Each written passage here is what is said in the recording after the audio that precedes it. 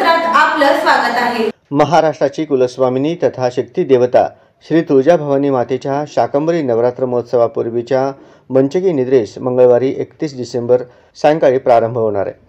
मातेच्या सायंकाळच्या नित्यपूजेची घाट 5:30 वाजता होऊन सकाळची पूजा विसर्जित करून मुख्य मूर्तीला 15 ते 20 मिनिटे पंचामृत अभिषेक घालण्यात आल्यानंतर चांदीच्या सिंहासनावर अधिष्ठित असलेल्या मूर्तीभोवतीचे मेण काढण्यासह मातेची षोडोपचार पूजा पार पडून नैवेद्य धुपारतो अंगारा पार पडणार आहे। त्यानंतर मातेची मुख्य मूर्ती सिंहासनावरून हलविण्यात येऊन सिंह गाभाऱ्या नजीकच्या शेजारीतील चांदीच्या पलंगावर निद्रिस्त करण्यात येत आहे। 7 निद्रा पूर्ण करून 8व्या दिवशी मंगळवारी पहाटे मातेची मुख्य मूर्ती सिंहासनावर आरूढ केली जाणार आहे।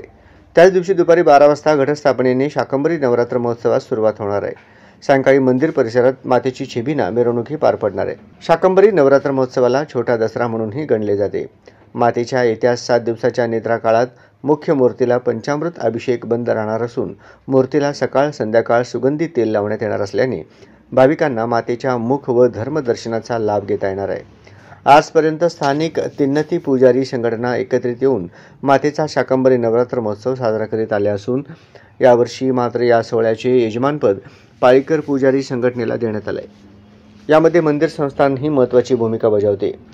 7 जानेवारीला पहाटे मुख्य मूर्तीची सिंहासनावर पुनर्प्रतिष्ठापना करण्यात येऊन त्याच दिवशी दुपारी 12 वाजता मंदिरातील पिंपळपारासमोरील गणेश विहार ओभरीमध्ये शाकंभरी देवीच्या प्रतिमेची विधिवत प्रतिष्ठापना झाल्यानंतर यजमानांच्या हस्ते वैदिक मंत्रोच्चारात घटस्थापनेचा विधी होत आहे।